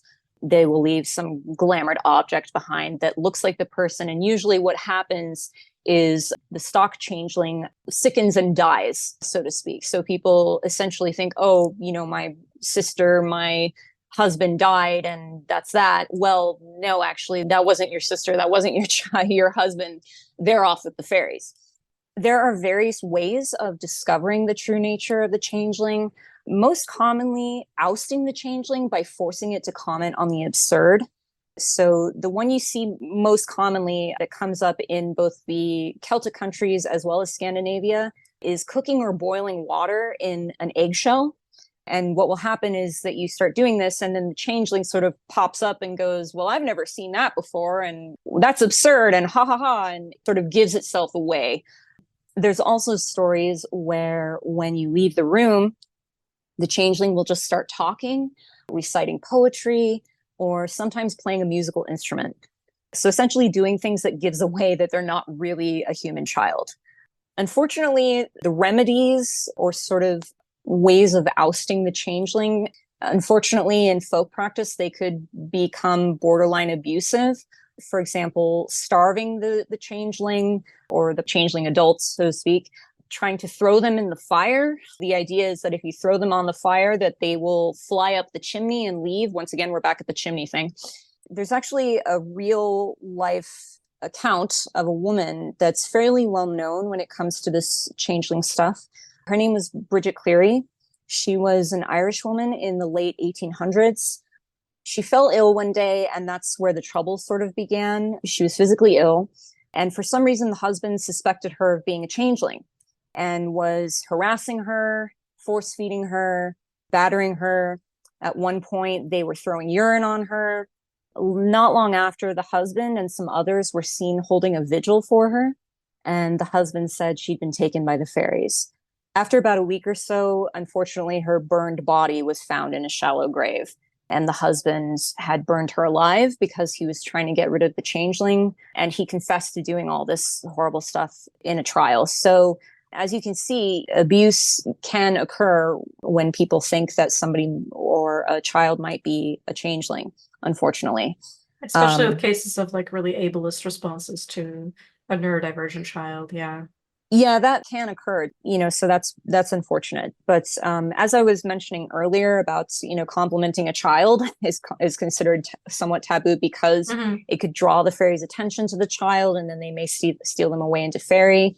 One of the common misconceptions around this changeling thing that I see is the idea that a changeling just means a fairy that is in a human body or, incarnated as a human or whatever. That's really not accurate. Yeah, that is a thing. However, if we're using the term changeling, what we mean is one of those three types that I was talking about. The defective fairy child that the fairies want to exchange for a human baby, the old or sickly fairy that wants to live out their days sort of being pampered and taken care of, or the stock type. I was talking to a student of mine one time about this subject, and I was saying, it's kind of like a meme where, ladies, if he plays a fiddle when you leave the room, if he just cries incessantly, if he just, whatever, that's not your man. That's a glamored log. I fully intend to make that meme, by the way, and I will post it. But I just, so it's kind of funny, but there's definitely like darker aspects of this. Definitely. I've seen some kind of disturbing things around this changelings idea in the sense of people saying things like, oh, my kid is a changeling.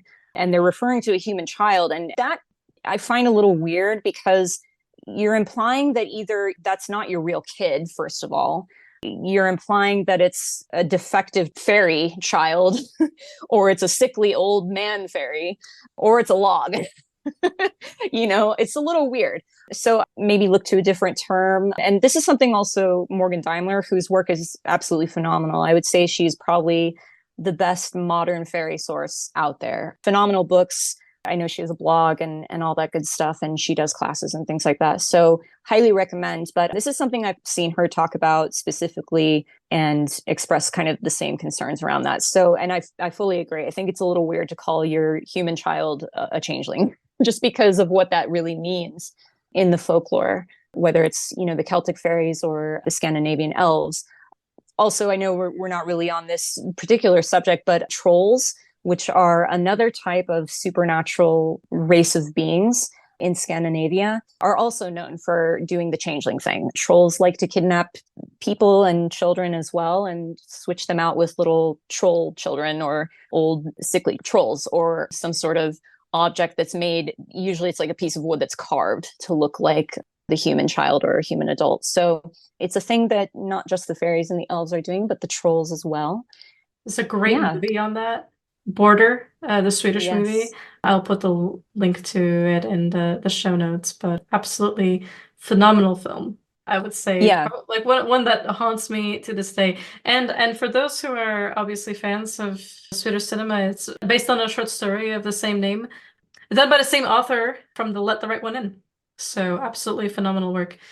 Yeah, I love that movie. It's so well done, and they definitely take creative liberties with some of the folkloric aspects, like obviously, like, and I don't even like disparage the film for that because it's so wonderfully made, and it's a good thing to have changes, right? I think with fiction, you should take liberties. It doesn't have to be strictly one-to-one folklore. It's just a matter of not assuming that is exactly having the same weight as, because ultimately, like, folklore is also stories that people tell each other. But I think the stuff that survives in the oral tradition, so the stuff that works and the cautions that help people, right? So like a lot of folklore is just like, don't do these things.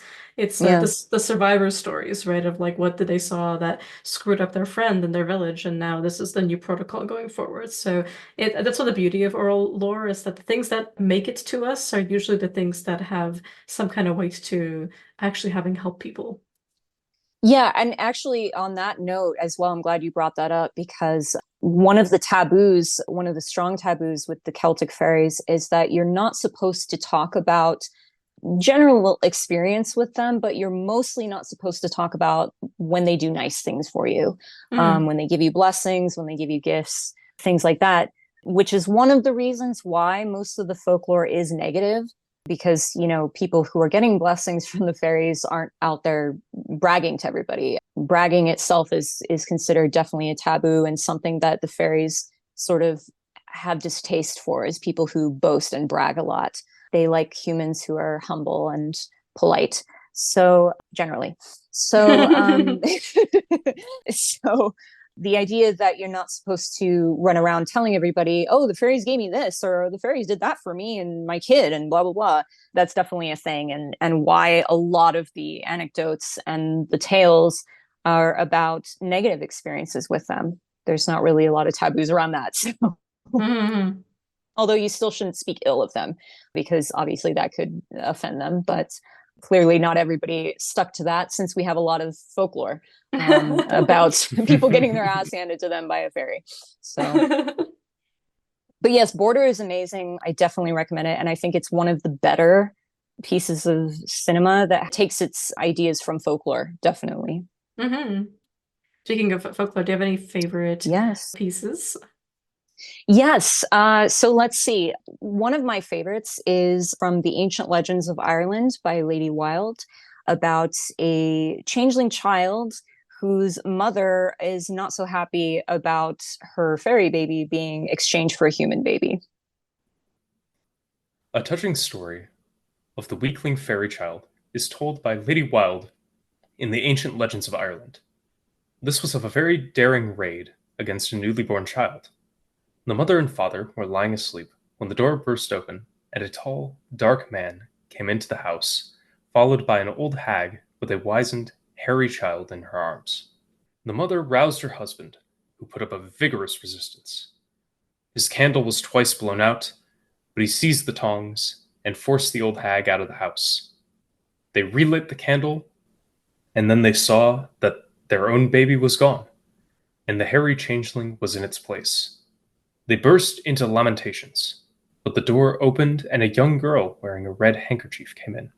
She asked them why they were crying, and when they showed her the changeling, she laughed with joy and said, This is my own child that was stolen from me tonight because my people wanted to take your beautiful baby, but I'd better have ours. If you let me take him, I will tell you how to get your child back.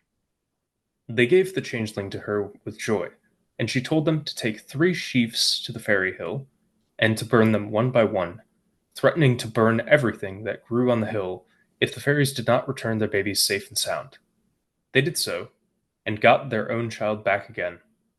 The threat to burn the thorns on the fairy hill is sometimes employed to win back full-grown humans. I'm very fond of quite literal scorched earth strategy to get this to happen. Yeah, I love that one especially too, because I like that the fairy mother wants her baby back. She's, I don't want this human kid, I want mine, So, which is actually a little bit more rare in the stories since we usually see them being stolen and kept by the same person. This one's quite interesting because it has two otherworldly beings taking the child. And then it's not the mother that's taking the child, the fairy mother, it's two other beings. So you have to wonder what sort of bizarre trafficking is going on here, to be honest. It's quite strange. Yeah, because the mother herself wasn't up for this. No, she wasn't. She wanted her kid back. So I like also that the sort of tip off, so to speak, that it's a fairy woman is that she's wearing a red handkerchief. There are certain colors associated with the fairies. Red is definitely one of them. Green is the one that's most usually associated with them, but red is definitely one of them, as well as white. So I like that. It's a little subtle tip off that that's a fairy woman because she's wearing one of the colors of the fairies. On that story as well, I'm kind of interested in this like enigmatic figure of the tall dark man that's just kind of there. His role is not explained, but he is present. Yeah, it's that I love that too. I was thinking that as well. It's very interesting, kind of the combination of otherworldly beings going on here.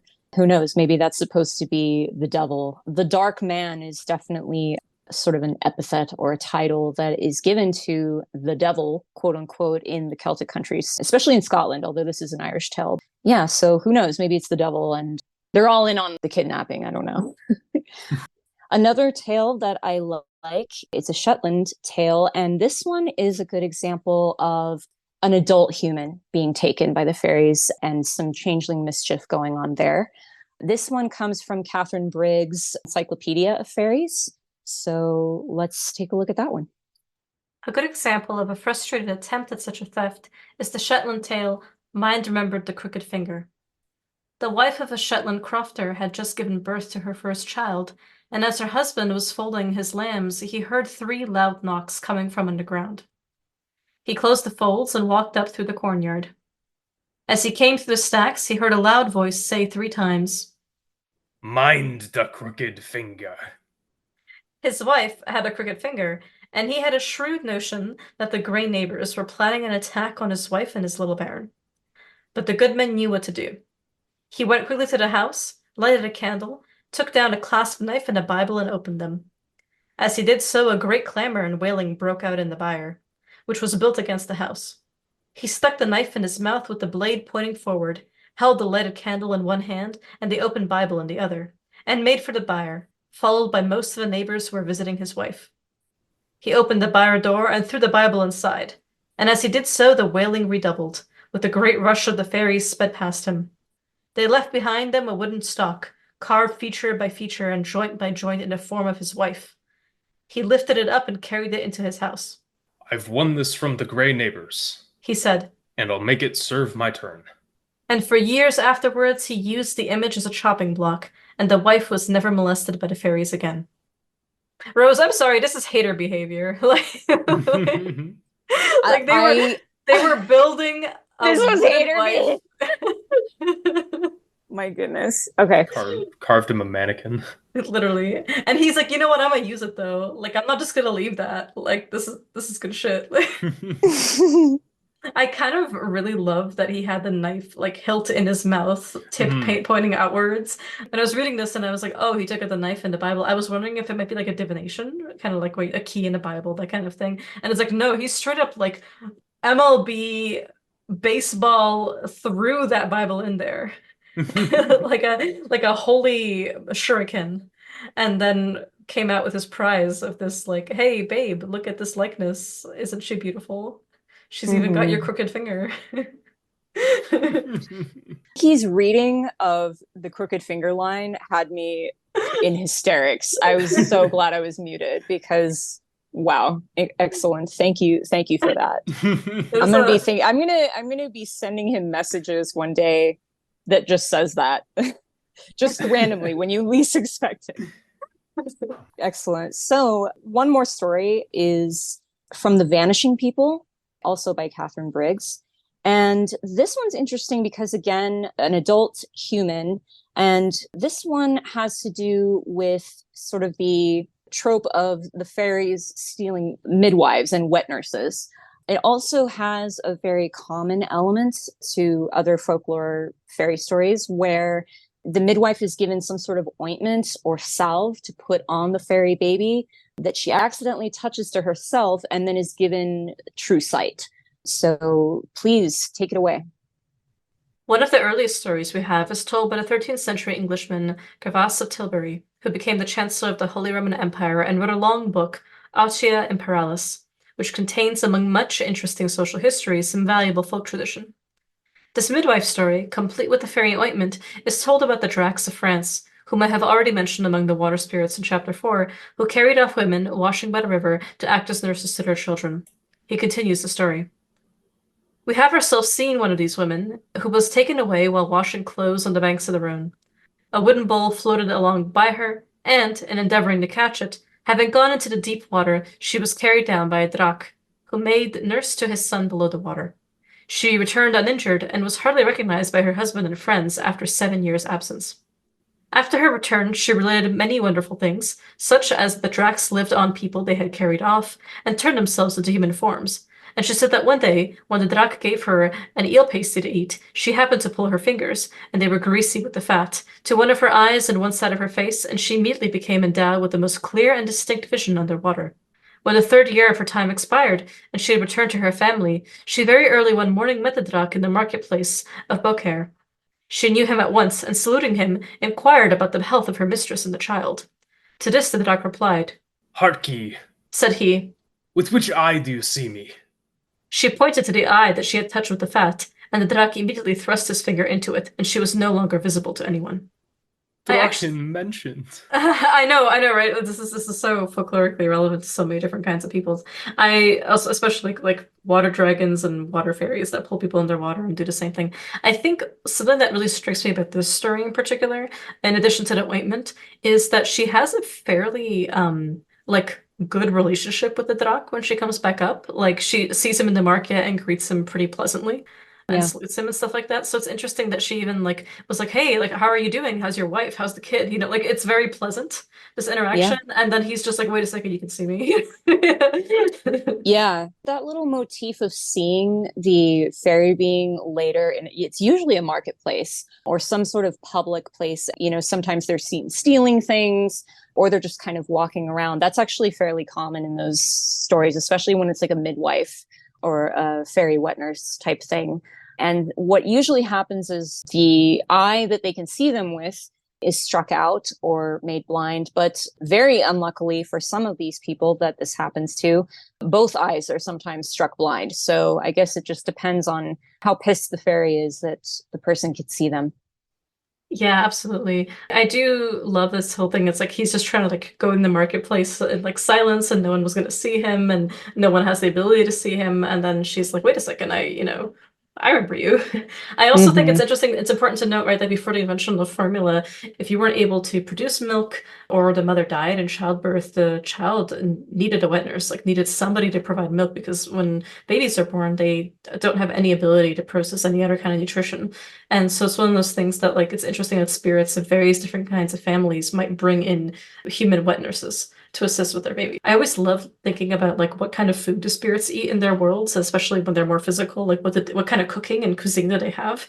And fairies across cultures are known to have incredibly developed palates as well as like pretty like distinct forms of cultural cuisines. And I love that this underwater Drak gave her an eel pasty. Yeah, there's definitely a wide range of things the fairies are known to eat. Everything from, sweet things, pastries, things like that, to bread, vegetables, the meat of animals, as well as human meat. Oh yeah, for sure. I mean, this is one Mhm. of those things of like they are not vegetarians. Like there may be some like No. pop culture stuff with like elves being vegetarians and stuff like that, but it's like they'll eat people. You'll see a sprinkling here and there in the folklore of like somebody will say, oh, the fairies don't eat meat. They only eat these vegetables and this whatever. It's much more rare as opposed to the fairies eating meat, whether it's human or animal. So keep that in mind, folks, when you decide if you really want to approach these beings, because some of them may have interesting palates, an interesting taste for flesh that you're not expecting. Totally. There was something really interesting about this folklore as well, or folktale rather, that I just wanted to briefly invoke was the use of like the fat or fluids from fish to create sight Yeah. being like a common motif throughout folklore. Like, just what came to mind is like I think it's the Book of Tobit, where like the father of the main guy is cured of his blindness by having his eyes anointed with like the bile of a fish.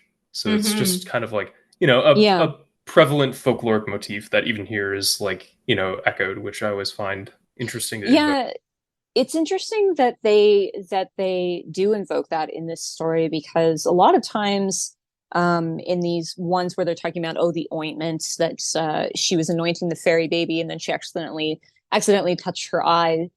They don't always say what it's made of. In fact, I would say most of the time in the Irish folklore, they don't really say what the salve is or what the ointment is. But this one is interesting because it does talk about that. And yeah, I've definitely seen other sort of um, cultural other tales from other cultures that have the fish element. So yeah, good looking out there. It's an interesting part of this one, definitely. For sure. One final question I have for you, just to wrap up, Yes. is the gender question. Because often you hear people refer to fairies as exclusively female, especially in languages that have gendered nouns having been primarily feminine. And then also with Alfar and with elves, like they tend to be coded by a lot of people in folklore as male. This is the case with dragons too, is like I always have to point out that like, well, there are mates, like the she dragons are a huge part of this folklore, they're just less invoked but absolutely present. Nevertheless, they do take on human, like male grooms as much as these Maevi take on the female brides. So I was curious as to, in your experience, if there's anything in particular here that's important to clear up, especially because like sometimes you hear of like fairies as a race of all female beings, but as we've seen, there are definitely like male fairies that will sweep up women and not necessarily just strictly in heterosexual couplings, right? Like we're talking about like a broad range of behaviors, but also in terms of like fathers of children as well as mothers. Yeah, good question. In the folklore of the British Isles, there are definitely male and female fairies. And I can see how some people might get the idea that there's mostly female fairies or only female fairies, especially since when it comes to the royals of the fairies, the queen tends to be more prevalent in the stories. Queens in general, there are obviously more than one fairy queen out there, but they also tend to be the one that has more authority and more power, usually. There are fairy kings that are seen, solitary, they don't have a queen, or they might be considered the more powerful one, but usually the fairy queen is the one that is the most prevalent in the stories and usually has the most authority and power. But there are definitely male and female fairies, and they both tend to have the same interest in humans. There's similarities between how they tend to present themselves and things like that. The elves are interesting. The elves in Scandinavia, definitely when it comes to the myths, the sagas, and things like that, you definitely see more male elves. However, you start to see around the 11th century, coming up in the Anglo-Saxon material as well as the Norse material, you start to see more references to female elves. At times, there is some overlap with things like what we would call nymphs because of the etymology of the different words that are used, whether it's in Old English or Old Norse. But there's folk tales and things, especially towards kind of the 12th century, where you see the idea that fairy rings, which if folks don't know what that is, it's basically a ring of mushrooms that is found on the ground. And it's generally believed that fairies or elves dance there. Around the 12th century, you start seeing the idea that it was mainly female elves that danced in those rings and left behind the little mushrooms. While in the Norse material, there's definitely a prevalent idea that all elves are male. We definitely see that there are female elves, especially, like I said, starting around the 11th century, coming to the myths, coming into the folklore. I think there's also some confusion a lot of times around people thinking that, going back to the whole like, oh, the fairies are dead people, the elves are dead humans. There tends to be this kind of odd idea that the elves represent male ancestors or male dead people, whereas the Disir represent female otherworldly beings or female ancestors. While I definitely think that's true for the Disir, I think that because we do see female elves, references to them, and folk tales involving them, it's not really the way that I would interpret it. And it's definitely not the way that people who have studied and researched the subject, such as Alaric Hall, who wrote Elves in Anglo-Saxon England. That's kind of a mouthful, but he wrote that book. It's a fantastic book. It's very dry and academic, just to warn people in case they want to read it, but it is a fantastic resource. He talks about the Anglo-Saxon elves, the Norse elves, and how that all kind of comes together to form this cosmology of elf kind. So these are some things he talks about in the book as well, and sort of brings evidence forth via the Old English language as well as the Old Norse language. Thank you so much. That was excellent. Awesome.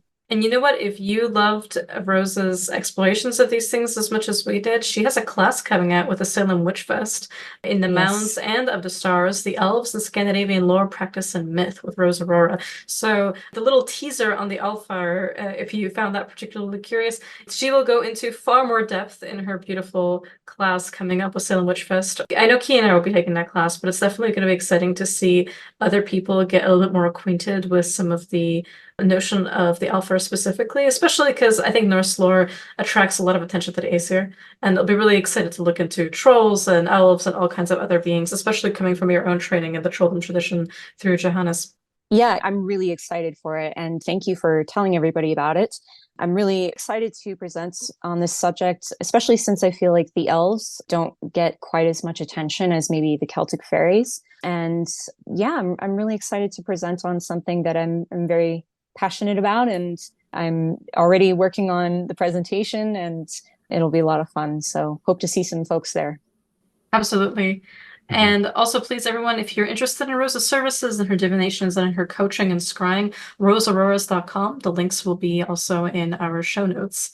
And as for us, you can always find us on patreon.com/The Frightful Howls and twitter.com/Frightful Howls. Consider signing up. It's just $10 a month. You get access to our show notes, our extra bonus episodes every month. You get a bonus third episode that's a Q&A, so it's your questions. You help us design the show.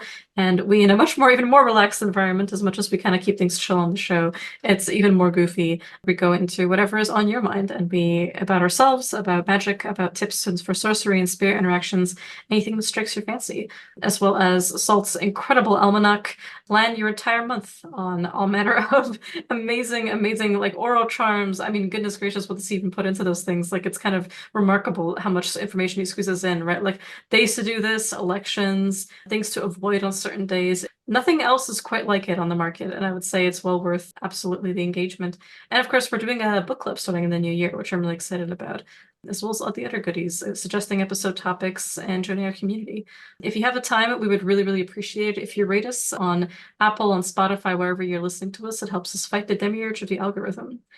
And with that said, our Akashic records for this episode, mine is Lust for a Vampire by I Monster. Oh, no comment. Yeah, no comment. But we just jam to it. We just hang out. We be jamming. So perhaps invoking our license to part for today, my Akashic records are both from Heilung. Hammer Hippier for License to Part reasons, and Anawana just because it's an amazing song. And we both saw them live recently. Yeah, fantastic live show. Highly recommend checking that out. Yeah. And Rose, do you have an Akashic record to contribute to our ever-growing Spotify library? Yes, my Akashic record, so to speak, is the Carnival of the Animals, the aquarium section. Such a good fairy song. Absolutely a beautiful track. But thank you. I detected a little bit of a wince when you had to say the Akashic record because you were just talking about the Osophy screwing things up. I know. For your practice and your lineage. I know, but what can I say? That piece of music definitely has a very fairy vibe, in my opinion. No, it's so true. And that's why we chose that as like tongue-in-cheek, like what we could call like a music suggestions, because we're like really worried about getting copyright struck. So we were like, well, we won't play it, but we will include it in a playlist of like song suggestions. And we ended up doing that. Because one of my joke names for the podcast was gonna be like, or like an episode or a segment was gonna be Live Laugh Left Hand Path. And so our track record kind of like pairs with that. But we'll find a way. We'll find a way to sneak it in.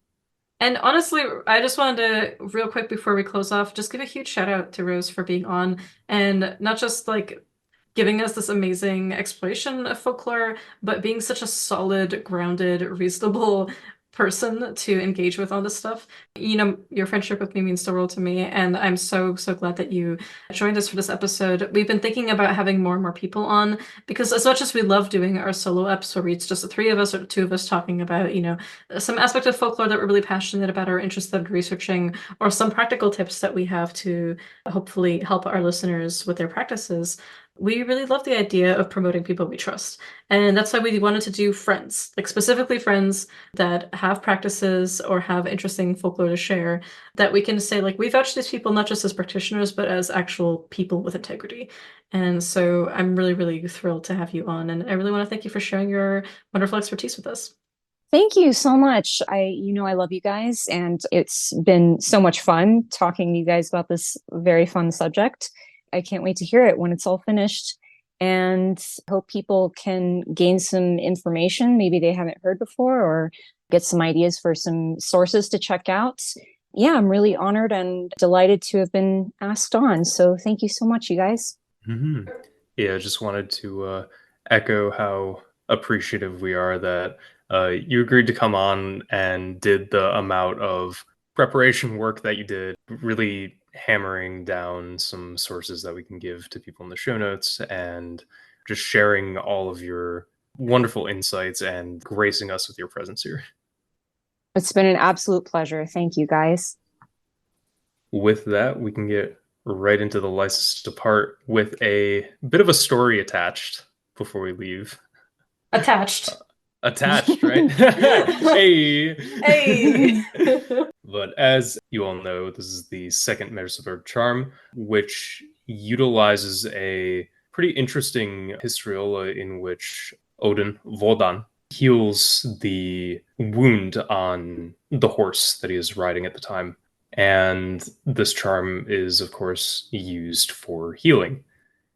And me, being me, hanging out in the kitchen, doing some culinary who knows what, managed to take a pretty significant portion of one of my fingers off one day and managed to use this charm successfully to put it back on without stitches. A good friend of the show who is a expert in all things medical was like, how the fuck does that even work? I was about to take it to the hospital. So literally, it works. like I remember you sending me a gruesome Snapchat later with like it was clear that it had cut very, very deep.